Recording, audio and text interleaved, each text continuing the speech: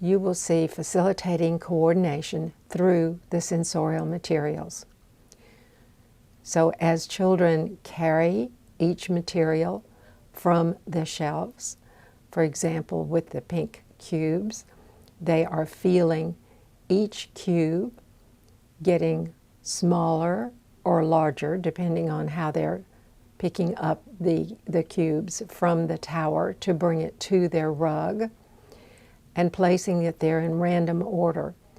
Just the experience of picking up each cube and moving it to the mat is letting them feel the shape and the weight of each one of the cubes and how they differ. And the same thing, of course, with the brown prisms, which go from thick to thin, and the red rods, which go from short to long. It's very dramatic for young children who cannot reach on the longest red rod from one end to the other when they begin in the early childhood classroom, and may be able to touch both ends by the time they are older and using the red rods even in different ways, such as in the maze. You are going to see a series of videos which are going to show how our staff works with children on the sensorial materials. So one of the first videos that you will see is one of our teachers, Amy Kushner, working with the sensorial material and working with building the pink tower.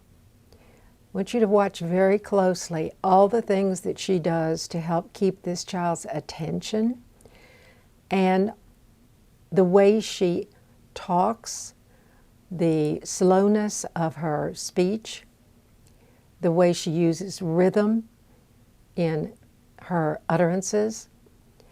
And you will note that she is going to use a card that says, "This is big," and another one that says, "This is little."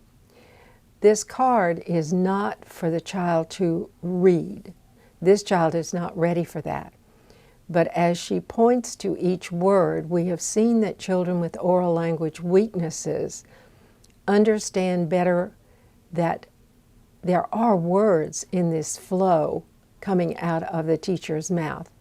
And so as she says, "This is big," she points to each separate word. Just another way to help the child with some language processing differences to perceive what is being said. A second video that you will see is a child doing the pink tower in a horizontal position instead of vertical. So this is a different perceptual task, and the child is lining these up with the edge of the rug and having a chance to discriminate and gradate the same material but in a different way. So each of these videos will show the child building the cubes horizontally, and then matching a pink square to each one of the three-dimensional cubes. And so the child is going and experiencing these shapes from 3 dimension to 2 dimensions, and then is asked to draw what they have seen. We have a pink paper, or we have white paper with a pink pencil, colored pencil, and the child tries to copy just the largest and the smallest to start with, but then likes that challenge and wants to do more.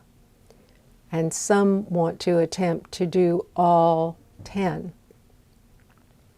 So as you can see in the photograph that you have of EJ, who is 5, His pink tower shows cubes going up, but there's no gradation shown.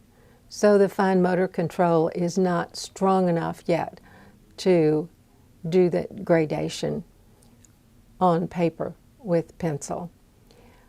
Ileana, who is 6, was able to gradate them well, but notice that she was not able to keep the tower going up straight and vertically, and it is the leaning tower. So it's important to help children take their knowledge from the sensorial curriculum from 3 dimensions to 2 dimensions to paper and pencil tasks.